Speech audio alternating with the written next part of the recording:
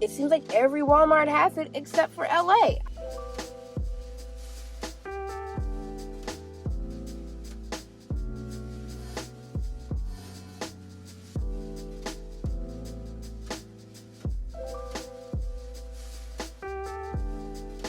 I'm gonna go out and see the fuggliest Halloween collection I've ever seen today. That's so negative.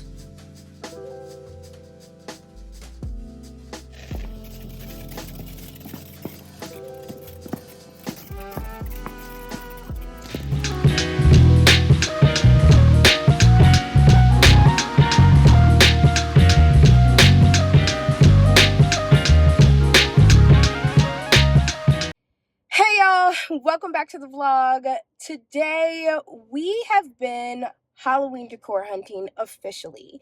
I know for the last 2 weeks I have not been on the vlog, and that is mainly because I've been swamped with work things and there hasn't been really anything much to share. So we're starting off fresh today. Today is the 27th of June. I have been going around trying to go to Walmart's to find the bloody disgusting horror movie curated fan stuff that they put out, because basically NECA put out 2 more Ben Cooper dolls. Now, am I trying to find them because one's a vampire, one's a witch girl? Absolutely. And the vampire is tan. You know that I really love that they included a lot of us people of color for this round of action figures they've been putting out, and the masks look really great. Also, I recently did an article about how vampires are basically the queer superheroes of the entire Universal group. So now I'm stuck on that and I need a vampire, and I also don't have one of the girls. So I'm set on trying to find them, as well as they have a really interesting Michael Myers mask that comes in like a vintage looking box. So yeah, not really having any luck. It seems that they've only put those items in a few stores, and it seems like every Walmart has it except for LA. I have only found one, and they weren't even fully stocked. And when I spoke to the person who they were also looking for some of those items, they had mentioned that they weren't really giving them out, and they were giving them in very, very small quantities. He had told me, oh, well, the one down the street may have one, because I just checked and it says they have 4. They just got in a shipment of 4 dolls to be sold, period. However, I have been reading some of the Reddits, and apparently they're only releasing some of these things for limited exclusive for 2 months, and then they'll be available everywhere else or online.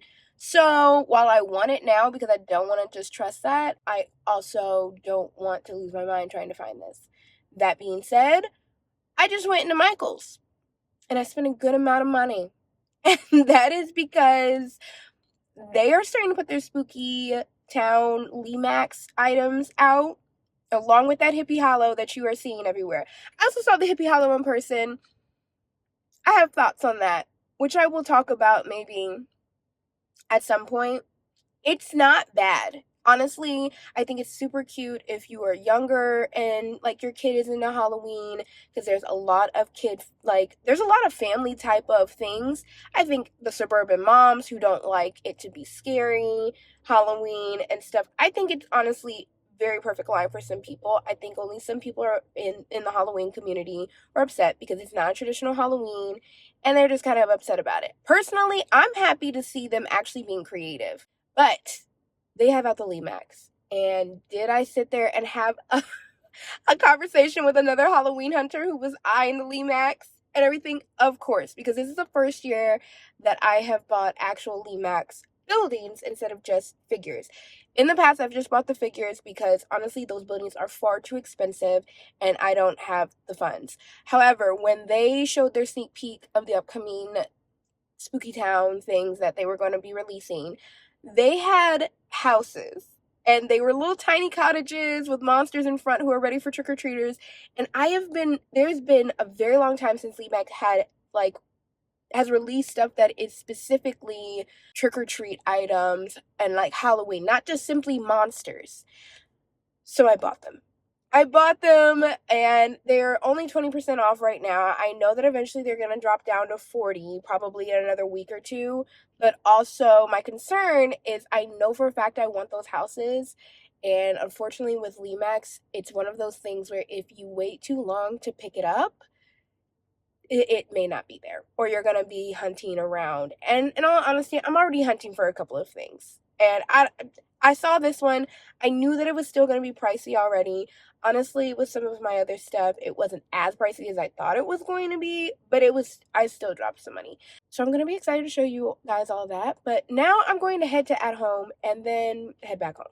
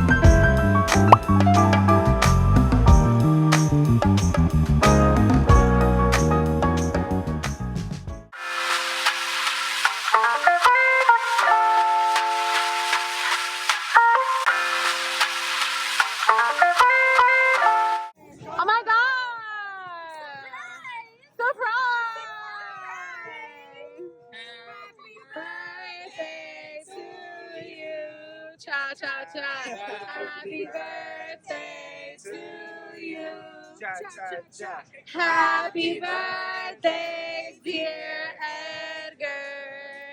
Happy birthday to you. Woo!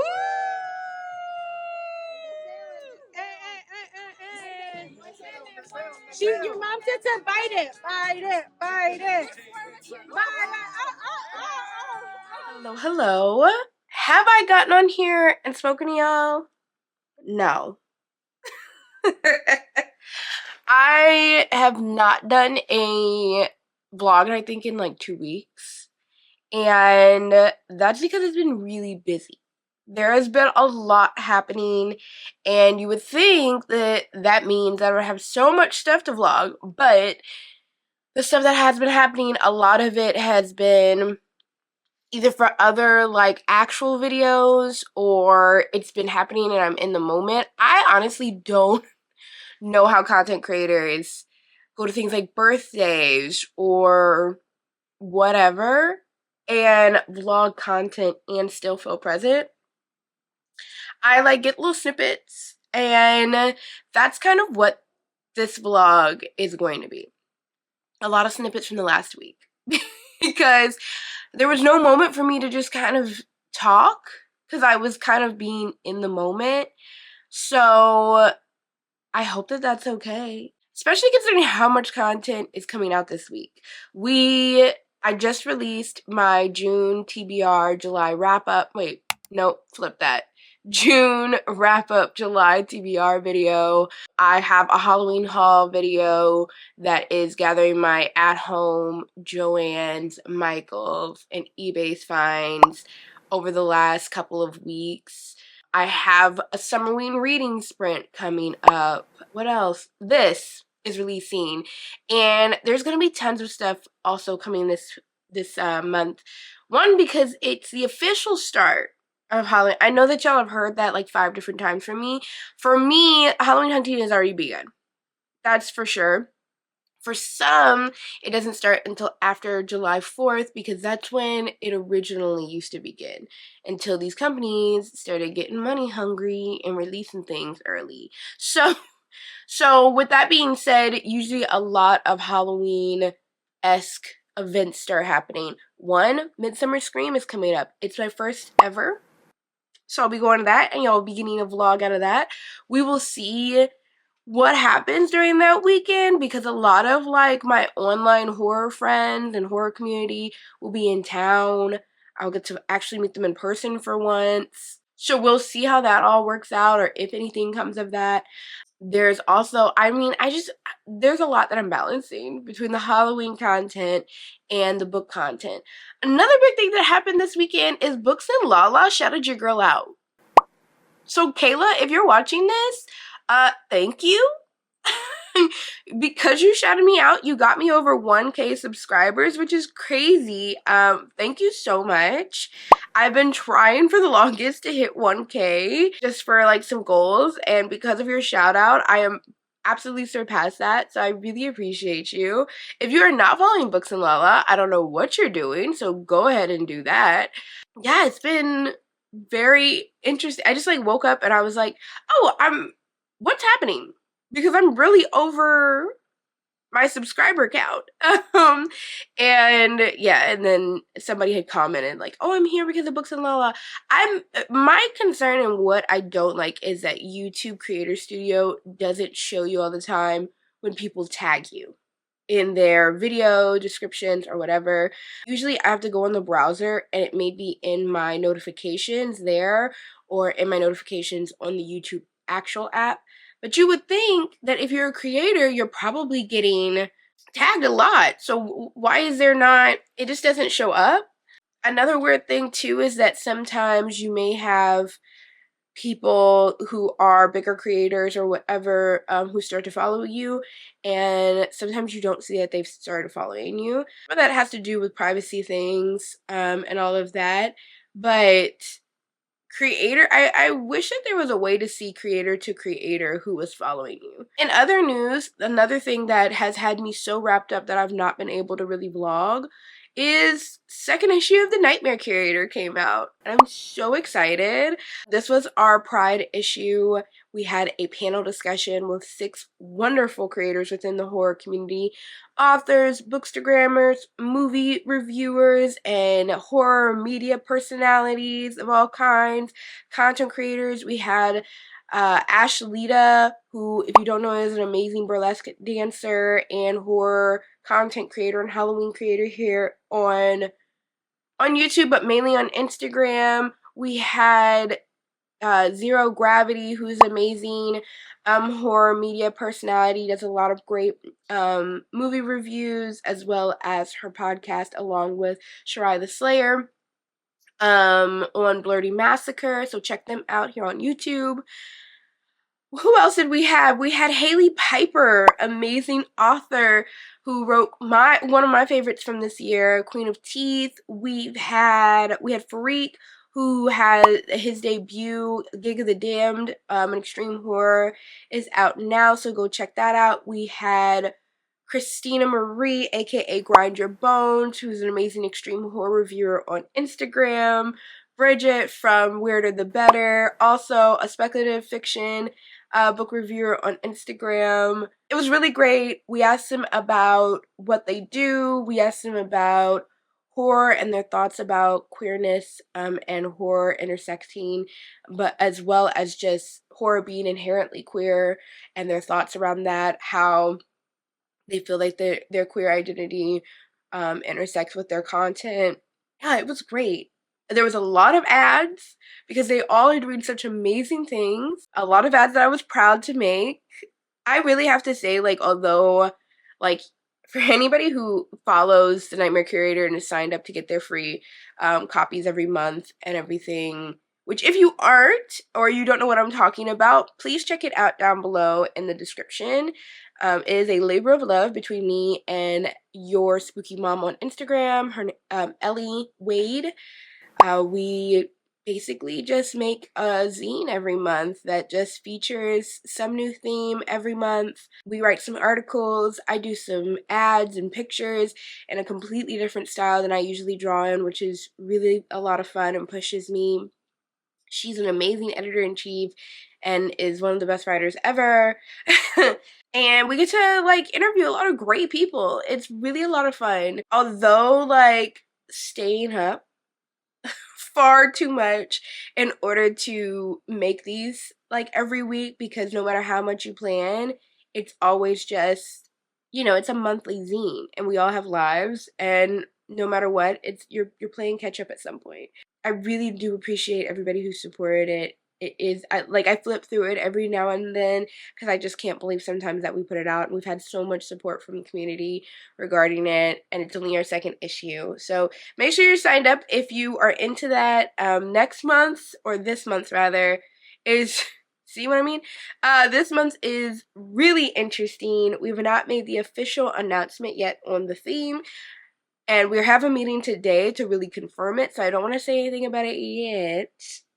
But if you've noticed, well, I guess if you haven't, because there's only been 2 issues, but the main thing that we want to do is something similar to what I do here on the channel, which is, you know, our whole point of the zine is to shine a light on those in the horror community who aren't necessarily always put in the spotlight, which is those who aren't necessarily, like, cis or hetero or white, and how horror is inherently all of us in the community. And because of that, we do want to focus month to month on, like, how I do, which is those who we're celebrating heritage-wise, community-wise every month. So I was worried about what that would be this month, seeing as it's July and there isn't really much of a heritage or celebration theme this month from what I've seen, as I've spoken about, or as you may have seen in the video that's coming out today. By the way, today is July 2nd. I'm participating in Summerween and kind of knocking out a few book recommendations and books that have been on my TBR that haven't really fit in other spaces for the rest of my year. And so I was concerned about that going into this next month. And then Ellie came up with a really fun idea. And I cannot wait to draw this cover and show y'all what it is. I can't wait to tell y'all what the theme is, because I think it's going to be a lot of fun. I think the ideas we have for this upcoming issue is going to be very, very, I think some people may be like, interesting. Especially with all the talk that is going on currently in current events news. That might be a little bit of a, like, breadcrumb to what the theme is. As y'all saw in the clips and everything, I did take my partner out for his birthday. It was his 30th this year, and I did want to take him out on when I was a kid growing up, my mom would take me every now and then on these days that she would call girls' days, because it would be just me and her. But essentially, it would be days that felt like anything was possible. You could go to the mall and you could buy anything. We would go to the movies. We could go to, some painting studio. We could go. It just felt like whatever you want to do. Very, very treat yourself. Donatella. T-Mobile. 3 words for you. Treat yourself. Treat yourself 2011. Once a year, Donna and I spend a day treating ourselves. What do we treat ourselves to? Clothes. Treat yourself. Fragrances. Treat yourself. Massages. Treat yourself. Mimosas. Treat yourself. Fine leather goods. Treat yourself. It's the best day of the year. The best day of the year! That's exactly what my mom instilled in me, was have yourself a treat yourself day. My problem is that I love those days so much. I was like, why isn't my life a treat yourself life? And so I ended up doing that for my partner's birthday. It was basically a treat yourself day full of surprises of things that I knew that he would absolutely love to do. People are starting to see some things at HomeGoods. I just got really overwhelmed and anxious thinking about that. People are starting to see things at HomeGoods and Marshalls and everything. And like I've said in these videos before, I love when stuff starts showing up in those stores, because it's not like At Home or Joann or Michael's or any of those like big box stores, because it's not just simply, oh, let me go to that store and see if they put up their Halloween. Although I have noticed that some Michael's and especially the Joann's, I felt like were only having portions of their collections at certain stores. I still haven't seen the ghost that is a wall hanging. I still haven't seen that out in the wild. And although I have given up my aspirations to have it, because I simply don't think that it's a good fit for my decor, because I don't really hang things on the wall, or at least like it can't sit up. I don't really hang things on the wall. At least what I would want that for, I wouldn't hang on the wall. So it's not a good fit for me. I wanted to see it in person to see if it can stand up, but I don't know. I'm also kind of like, I don't need it, so I'm not going to sit here and like drive myself insane going out looking for it. If I see it out and about, then sure, but it's not like when I was looking for the Ben Cooper like action figures and I was driving all over town trying to find the Walmart exclusives and stuff. So like, when they start showing things in HomeGoods and Marshalls, it's very much like, oh, what do they have in here today type of thing. And do they have the thing that I saw in somebody else's video not too long ago, because that thing was amazing and I loved it. It's like actual scavenger hunting, because some HomeGoods, they don't all carry the same things.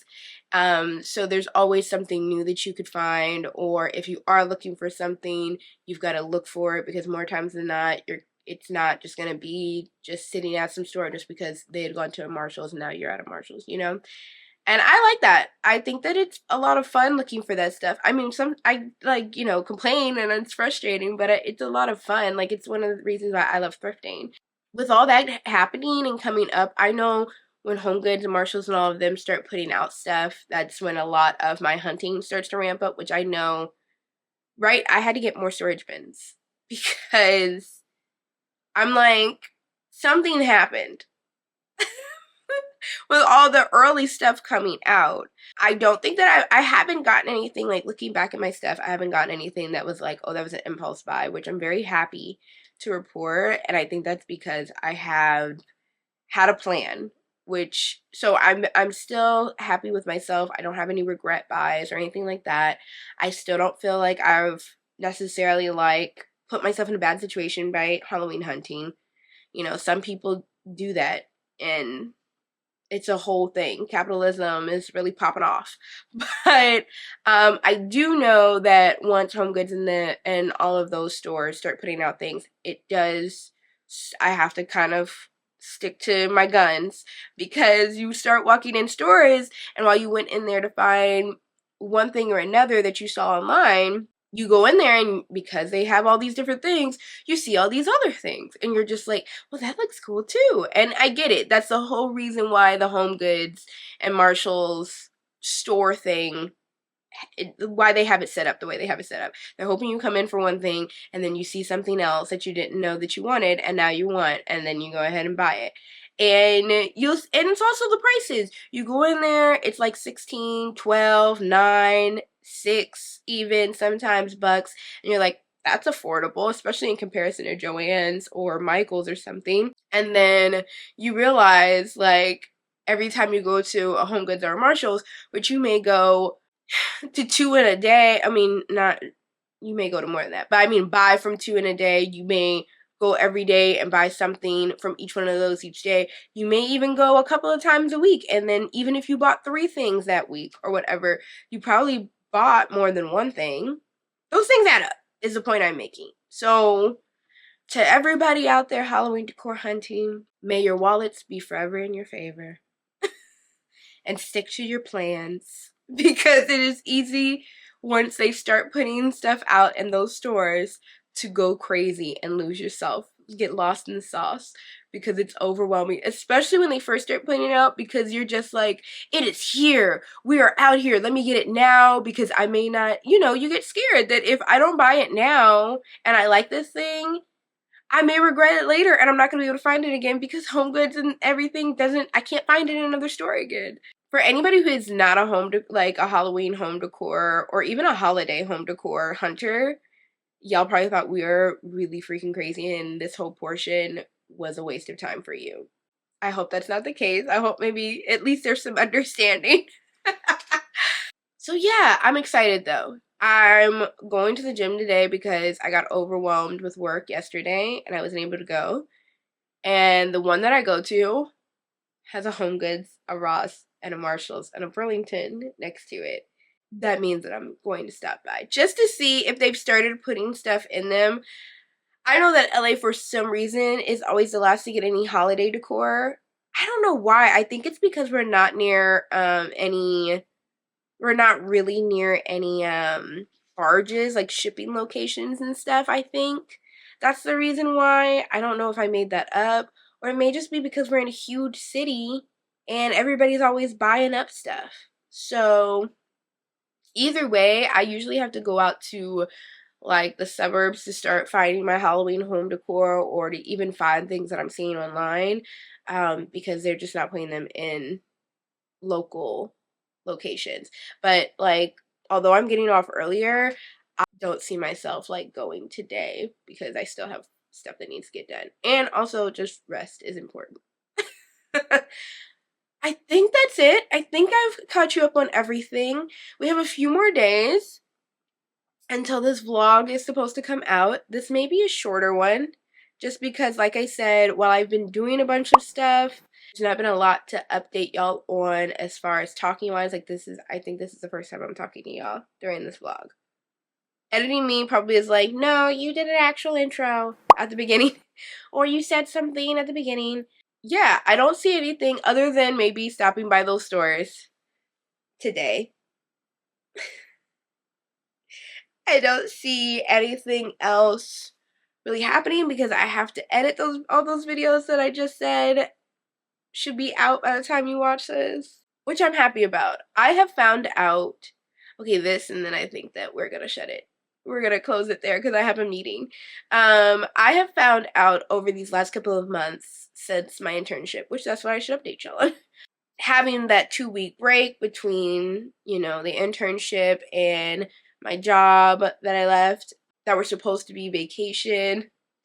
Even now, having more time for myself, and I was talking to my partner about it the other day, and he was saying, and also talking to like some other people I've run into, like ex-coworkers, asking how it's been on the other side and stuff.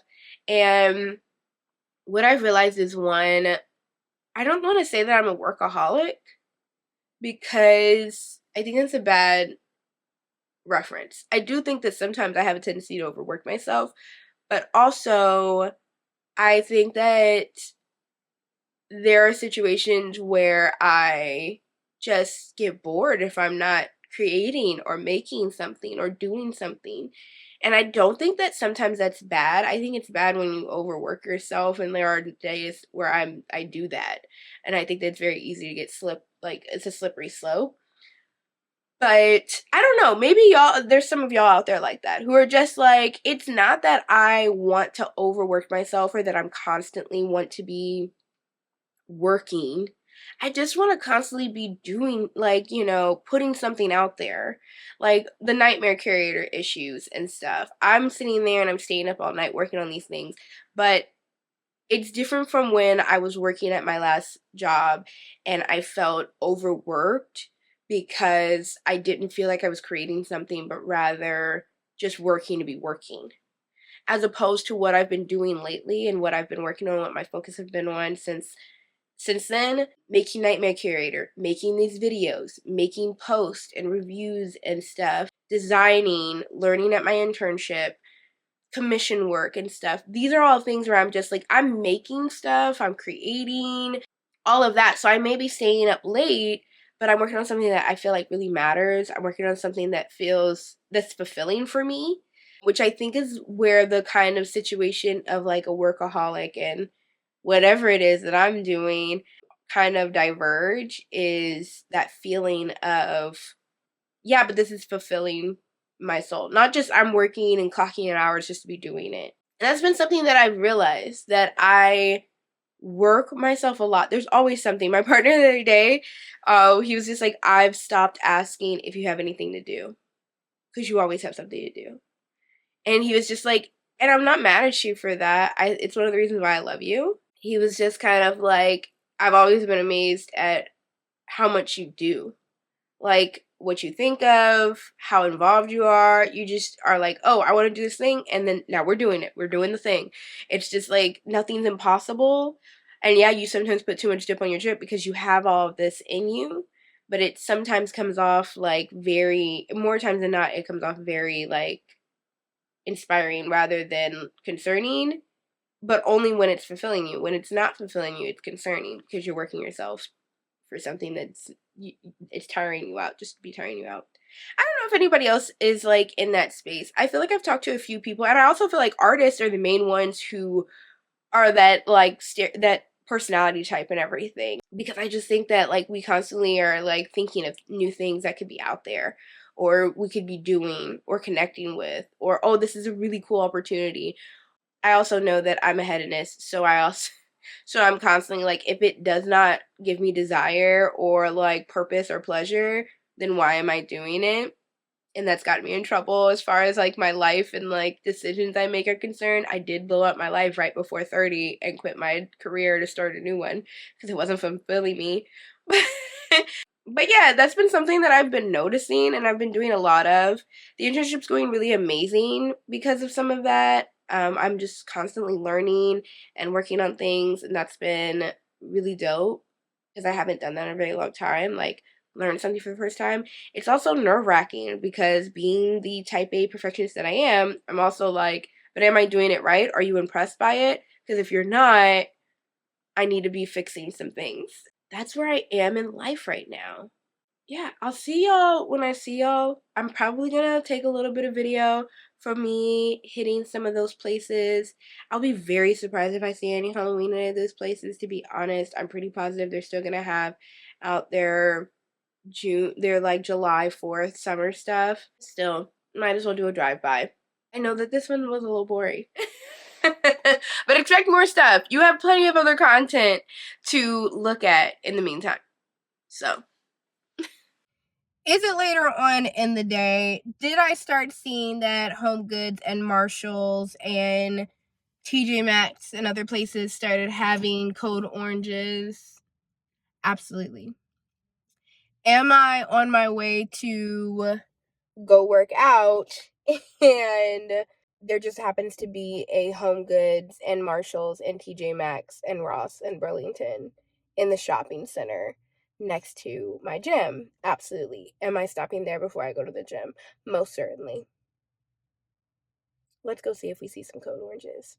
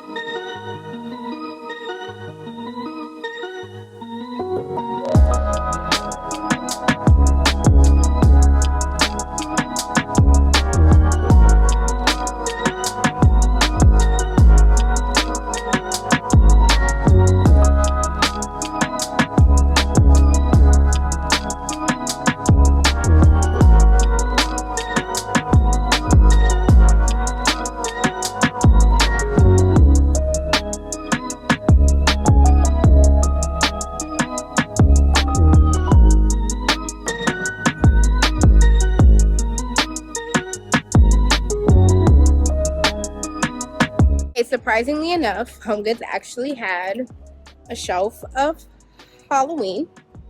I didn't just panic buy. We're not going into Marshalls, so let's see.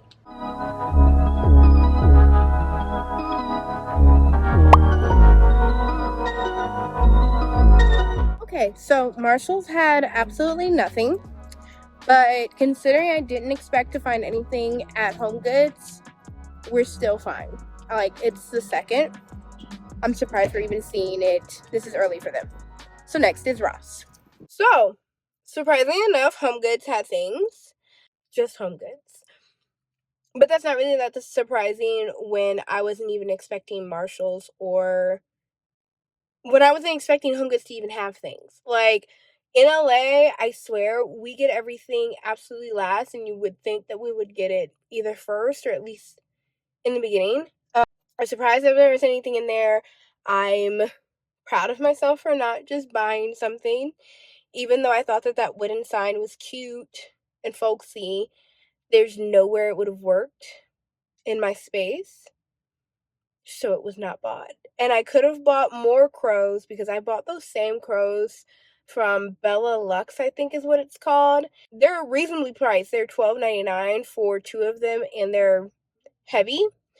But one, they're slightly lighter, or at least those were, than the ones I bought last year. And 2, I don't even know if I need 2 more crows. I'm happy with the 2 that I have right now. You see that? That's called growth. Some repeats, like the little ghost bowl thing that they had last year, the little kind of folksy looking sitters that have pumpkin heads. Those were repeats. Those cutouts, those like wooden cutouts that are for kids and stuff, those are new and looked really cute. If you were like having a kid's Halloween party or something, those would be really cute for that. Of course, Martha Stewart, always coming out during the holidays, and there was a cute little bowl that had witch feet in the bottom of it.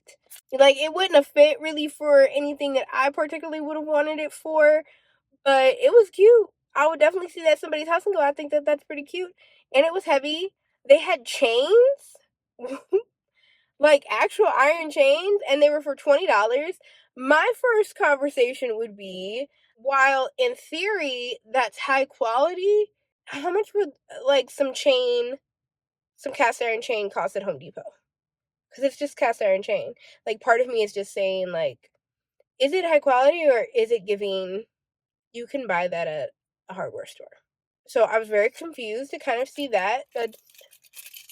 I see maybe where they were going, but I was very confused to see it. What else? There were haunted houses. I think this year will definitely be the year that people are just, there's a lot of haunted houses out there.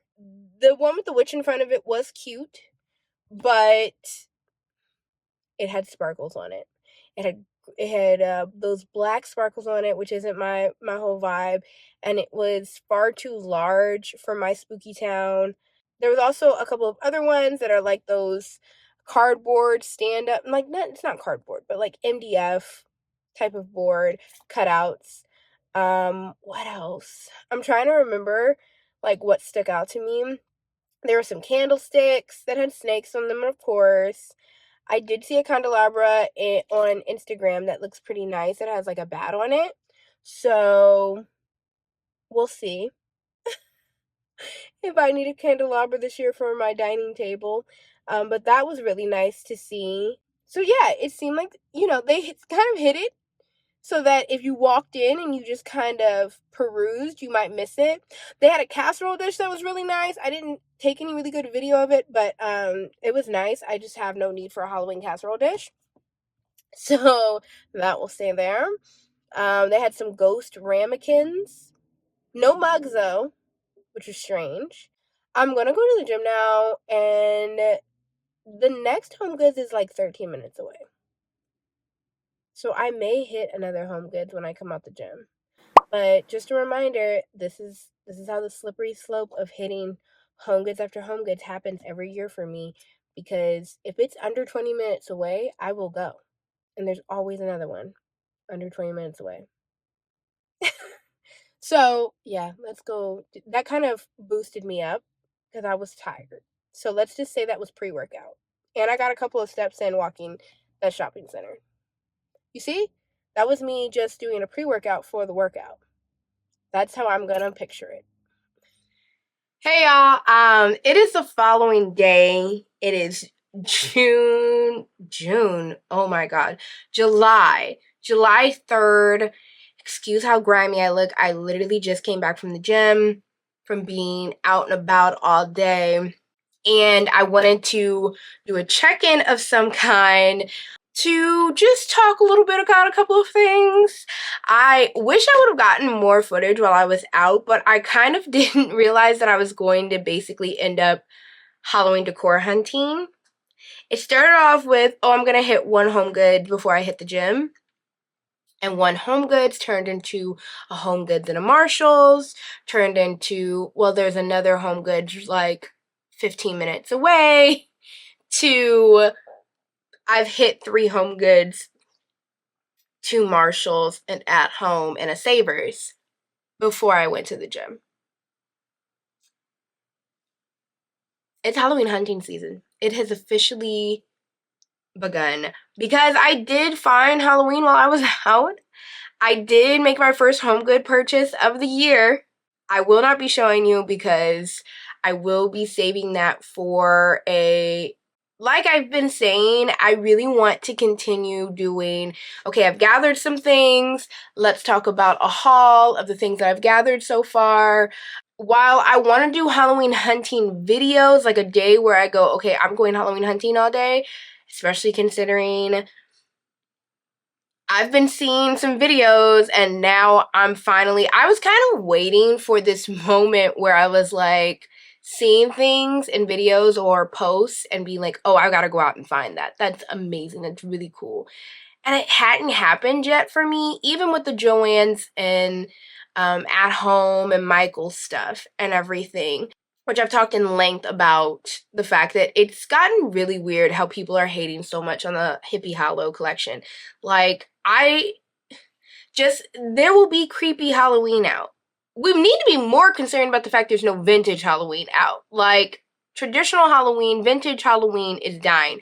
Not just orange and black Halloween, but vintage, like, remade Halloween is dying. We need to be up in arms about that.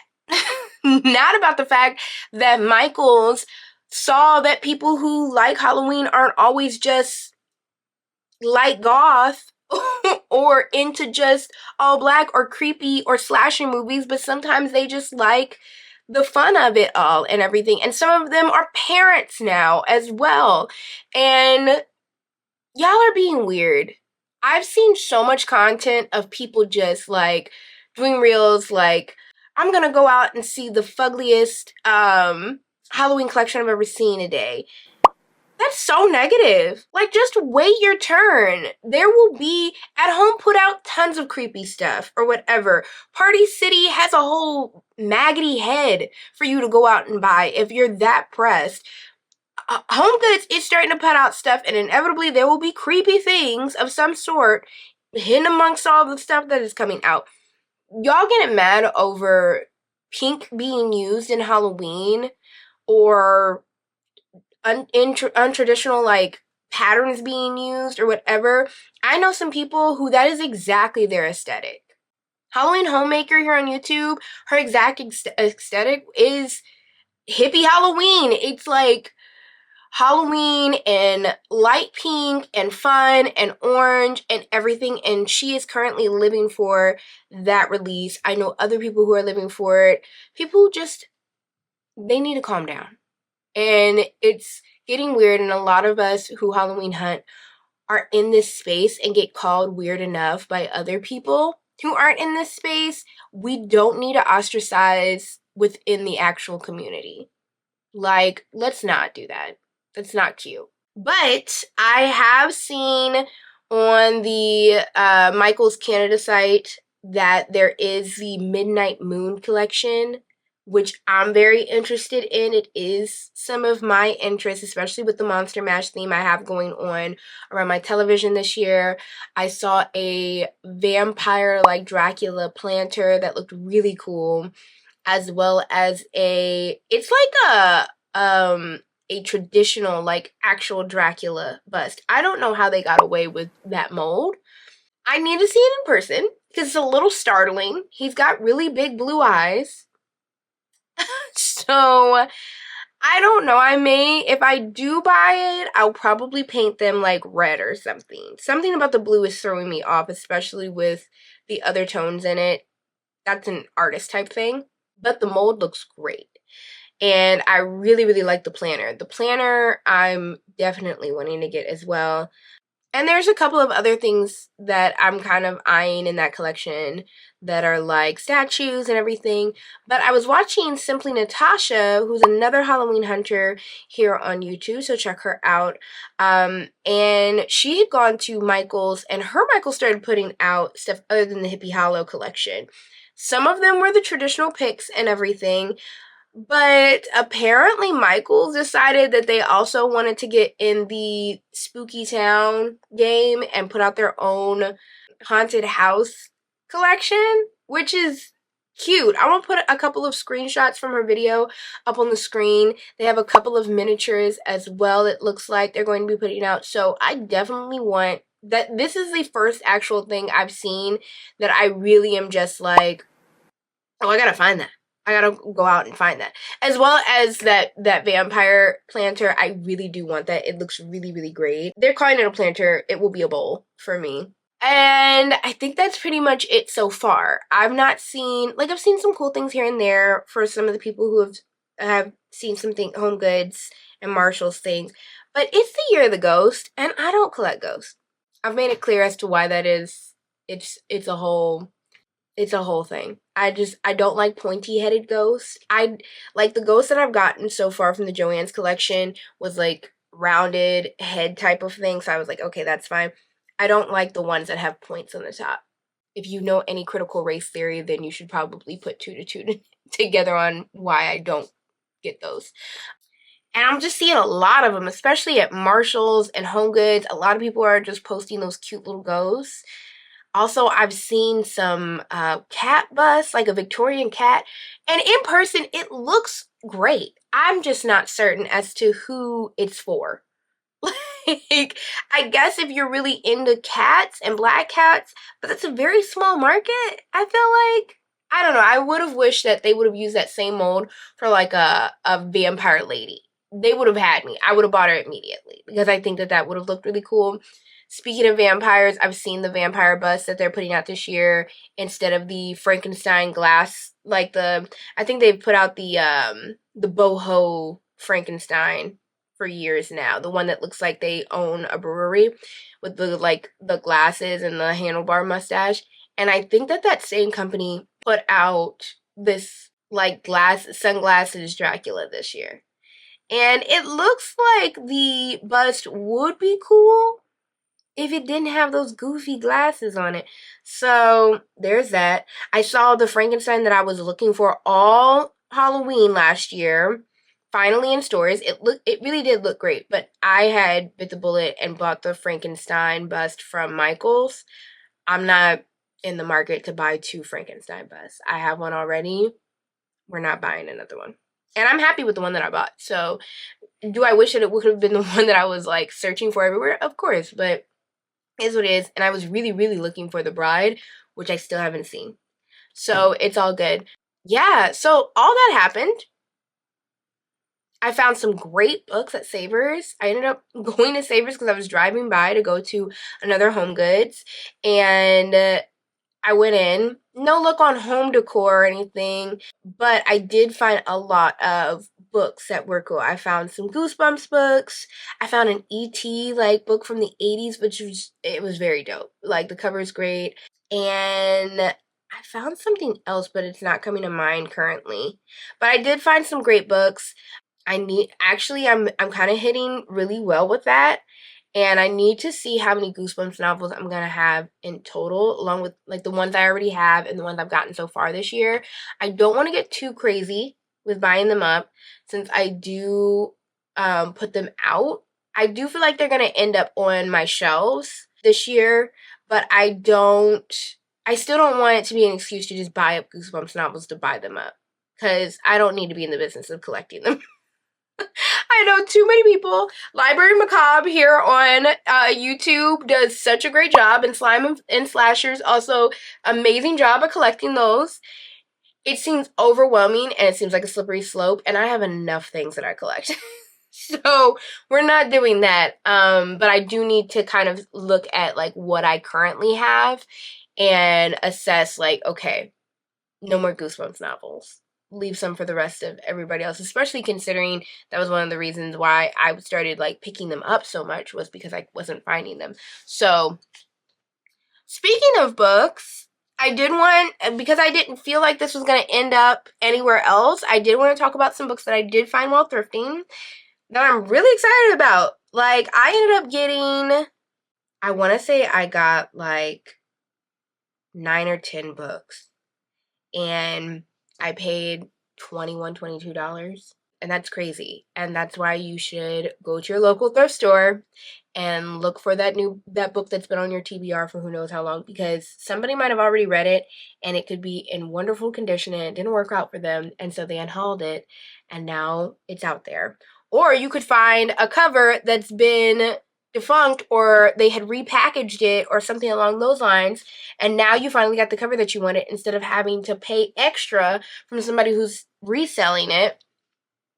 I say that because speaking from very personal space, because that's what I found today. So let's talk about them real quick. I just wanted to check in with y'all just really quickly with like what I ended up finding, because I just didn't feel like it was gonna fit in any other space. The things I got, these are not all the books I got. The books that are for Halloween specific, I'm saving those for my Halloween haul. Anyway, I took the tags off of all of these, but do know that like none of these were over $4. I'm positive on that. I don't remember the pricing for any of these really, but I know for a fact they weren't over $4 because I was shocked, especially with the Goosebumps that I had gotten. I've been seeing crazy things, especially like when I go to Savers, where they're like charging $3 and $4 and $5 even dollars. And I've talked about it, I think, in another vlog where I went to Savers and I was looking for Halloween and I found Goosebumps novels for that much. And I was just like, I remember when the books used to be $2, $1 even. And I don't know if it was just the area I was in, or this isn't like the best Savers that I went to. So they probably have a hard time moving their books because a lot of people don't go for their books. But these were all priced really well. One of the books that I got for November. So the idea for this November is it is going to be, it's Indigenous Heritage Month. And it's also November, I think, is nonfiction November. So you can read nonfiction. And I have a bunch of nonfiction books to read. Now, I'm wondering if I'm going to participate again, always just thinking out loud, so y'all know where my head's at. I'm wondering if I'm going to interject some nonfiction in with my indigenous horror that I'll be reading and thrillers that I'll be reading. I don't think I will be, because I have a long list of indigenous authors and horror and thriller books and stuff. And so I think I may push them to December. And December, I may read nothing but nonfiction instead of like Christmas horror, because something about Christmas horror seems a little hokey to me. I'm gonna be honest. Unless it's like extreme. I feel like all the Christmas like horror and thriller that I've seen are usually like Santa Claus is a serial killer or something along those lines. And I don't want to do that. So I may like end the year with reading a bunch of nonfiction novels because I've picked up some lately. Okay, that's the preface as to why I picked up this book. A Song for You, My Life with Whitney Houston by Robin Crawford. So if you don't know who Robin Crawford is, she was Whitney Houston's best friend for years. It's rumored that she was also Whitney Houston's lover. If you did not know, Whitney Houston was a bisexual icon. A lot of people are in denial about that or whatever. She was especially earlier on in her life, she was open about it. Now knowing that information, watch The Bodyguard. It kind of hits a little different. But yeah, apparently Miss Crawford airs out her family, the Houston family, quite openly about how they treated Whitney, about their queerness, about their life as friends together, as partners of some sort. So I can't wait to read this. I actually saw that it was rated pretty high on Goodreads, and it looked like a lot of people loved what she did and respected it, which I think is important considering you're talking about Whitney Houston, and so people get sensitive and stuff in these types of things. So excited to see where it goes. Can't wait to read that near the end of the year. I'm trying to remember. I think that this was like $4.99. I don't even know why I'm guessing. I don't know. I don't know for certain. Next is a wonderful, amazing copy of Terry McMillan's Disappearing Acts. Look at this cover. That's so nice. And 90s. What's the release date on this? Because this is giving hella like early 90s black. Oh, there's a note in it. Mommy dearest, I'll just want to say sorry for all the unpleasant events surrounding March 25th, 1993. I don't know what happened around 1993, March 25th. I love you, Robin. My heart! And you know what? Her mama probably passed, and then that's why this book ended up being given away.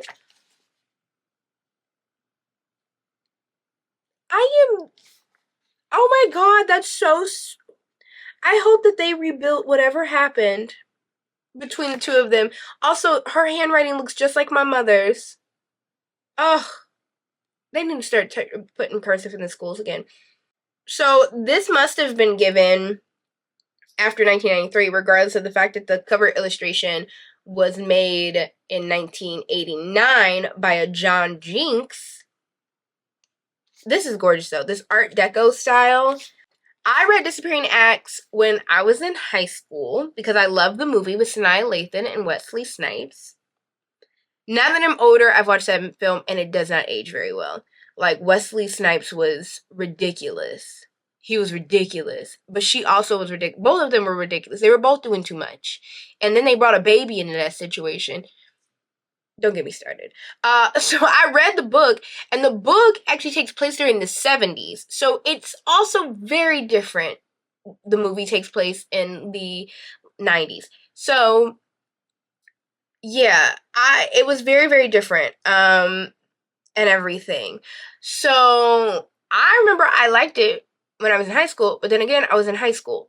I probably will read this now being, like, older, and maybe not like it. However, I did say that about Waiting to Exhale, and I loved Waiting to Exhale. And I read that maybe 3 or 4 years ago.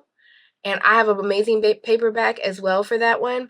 So I may reread this at some point. when I'm feeling in the mood for a romance and a reread, because I don't know if I can count something that I read in high school. Especially a book like this, I don't think I can count it. Yeah, I definitely picked this up. It was cheap.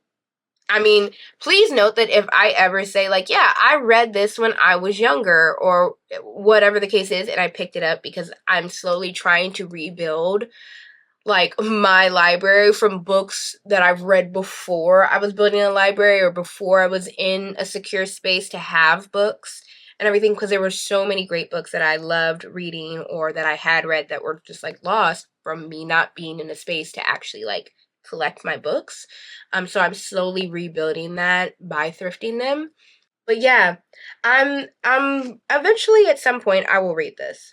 This cover was amazing. So I picked that up. A book that I've been meaning to read, and I snatched it off the shelf as soon as I saw it because it was $3. I remember clearly it was $3 because I couldn't believe it. That was Luster. I know that there have been some people who love this book. There have been some people who have been upset with this book. I want to read it to see where I sit. I know that it is a Black woman being extremely unhinged and getting caught up in an wide open marriage and a whole nine. And so I'm very much like, I want to know what this is about. It's not that long of a novel. And so I want to read it. It looks brand new. Whoever bought this book, they must have not liked it. And ended up unhauling it. Because it looks absolutely brand new. It doesn't even look like it was cracked open. It looks like this person was, you can sometimes tell if a person who gave this up was probably like, you were an audiobook reader and you bought this book and then you were listening to the audio as you read the book and ended up like not liking it and then unhauling it. That's what this is giving. But I still can't believe I got it for the amount I got it for, and originally it's $26 because this is a hardcover. So finally got that, and that's another thing too. If I see like something from my TBR out while I'm thrifting, I'm snatching it up because that's going to be. I know that I'm trying to still figure out like how I want to go about getting books that I've not read that are on my TBR, because that was the whole reason for me to not buy books before I've read them or listened to them. But also at the same time, if they're on my TBR, and like I've said before, it's like, okay, if it's a month or like an occasion or something, I can already see that these books are on my shelf to read instead of me like sifting through my digital TBR or something like that. Like these just become first and foremost that I end up reading. And then if I end up liking them, I'm like, oh, I saved so much money by already getting this. If I end up not liking it, that's why unhauls happen. Another book that is something that I read when I was younger, and I absolutely died for this cover, was The Lion, Witch, and the Wardrobe. Let's look at this yellow. This is giving the Beatles. This is giving Yellow Submarine. This is giving absolute Yellow Submarine. I'm trying to see. This is the 18th printing, 1976, and it definitely looks like it. That is so cool.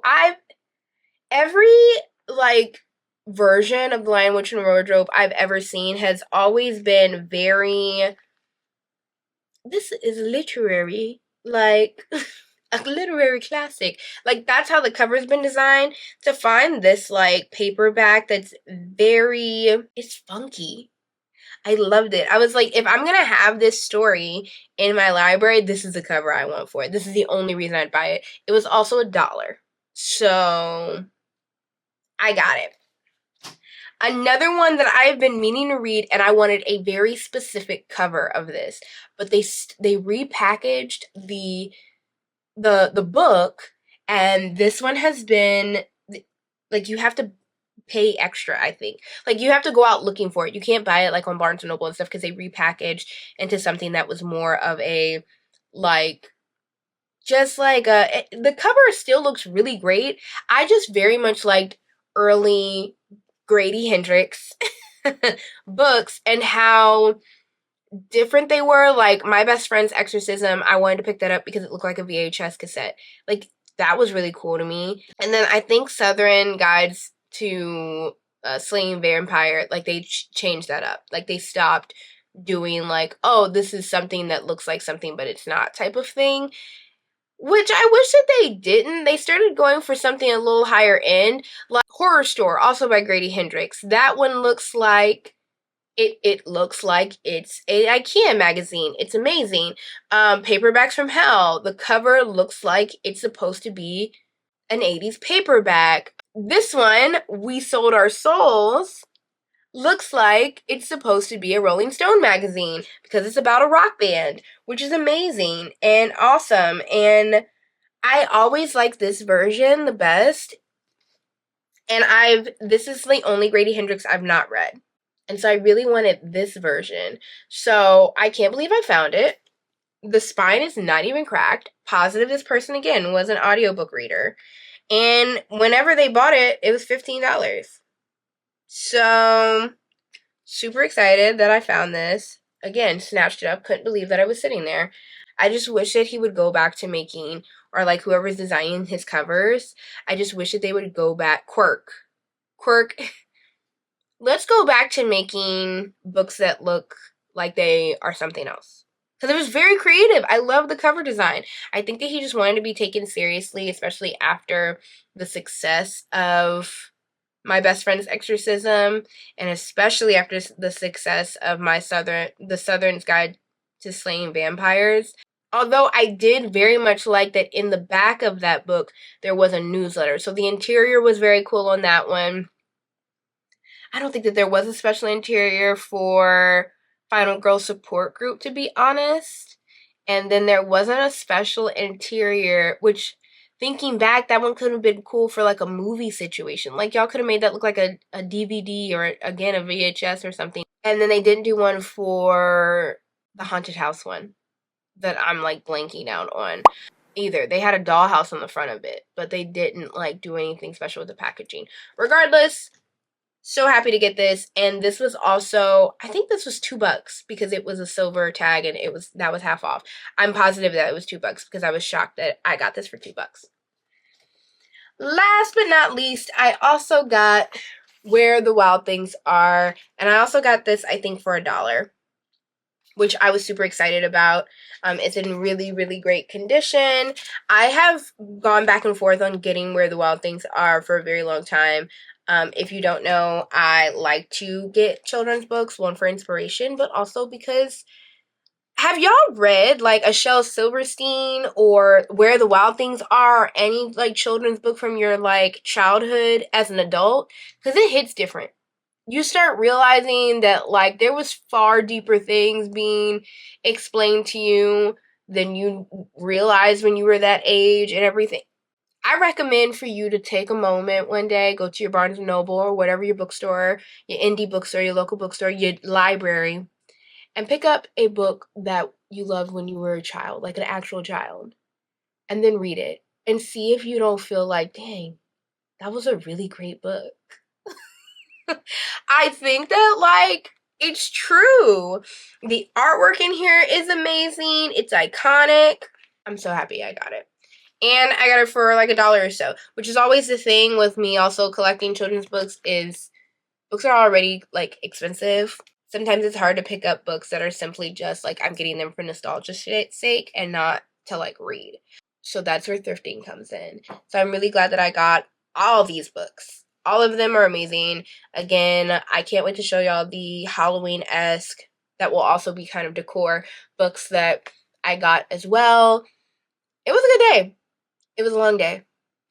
It was a long day and everything. I can't wait to show y'all what I got at HomeGoods, because it will fit in very well with my witch apothecary type of look, which is exciting. I think that's something that I really need to look at. I think getting the Monster Mash things has been very easy for me. One, because there's always like Universal Monsters, I think like they have like a whole marketing campaign happening this year or something, because it seems like their stuff is licensed everywhere right now. And also the same thing goes for a lot of like horror films right now. Like, you know, the Blade Disgusting line that came out and everything. I feel like there's a lot of special things happening around a lot of horror films. So that's been really easy. Like, even with the spooky swap meet back in April, like, it's just become, it was just like even the Michaels collection I told you that's coming up and everything. There's just been an overhaul of plenty of stuff in that arena. But as for like my apothecary, it's stuff that it's kind of not Halloween specific. Like, I almost bought a set of scales today, and I left them because I was like, oh, I can buy an actual like vintage scale, which would fit better off eBay, like resale, or finding one in a thrift store. And that's the thing for the apothecary, is that I'm gonna have to think outside the box so that it really looks like how I want it to look, and not just like, oh, you bought that new. What I ended up getting from HomeGoods, which is for it, kind of fits in, and it looks like brass, but it's not. I'm excited. I need to focus more on that, though. I feel like the Monster Mash thing, I need to kind of maybe like back up on it, because I definitely feel like I have enough stuff to fill up in that space, which was a concern. But I don't think that's necessarily the problem anymore, because there's clearly a lot of monster stuff coming out this year. There's no like real vintagey trick-or-treaty stuff coming out, which is why I'm happy HomeGoods and Marshalls is starting to show some things, and TJ Maxx. I've not seen anything yet that's in that vein that's really gonna build, but that is what I'm looking for while I'm out there for stuff like that. The Spooky Village, again, I've already mentioned, Michael seems to be coming out with some things for a collection, so I do want to collect some things for that. But for the most part, I want to figure out the shelving situation for that, because I already got the Lee Max goods for it, so I think that's pretty much handled. And I think that that's pretty much it.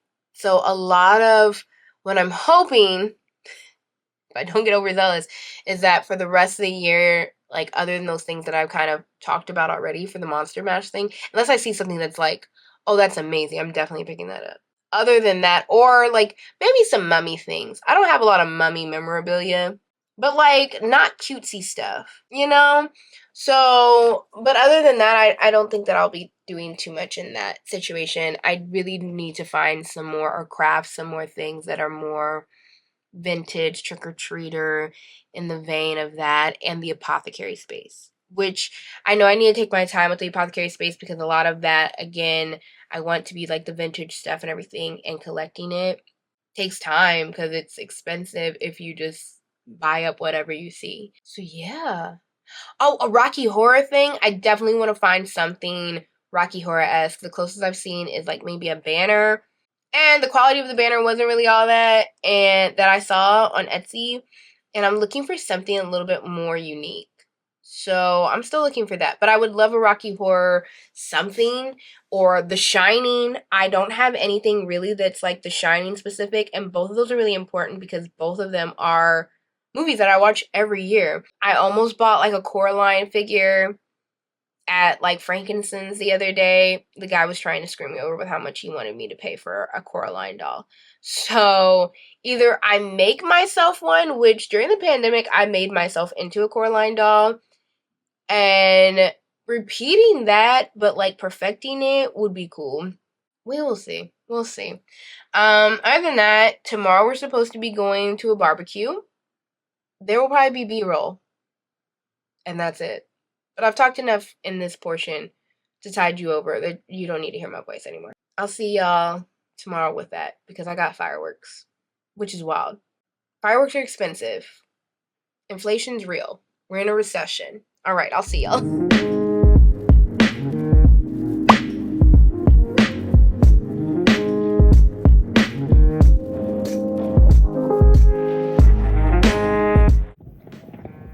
You got time. They don't just go off like they used to. What? Ooh, this is beautiful. Oh, this is beautiful.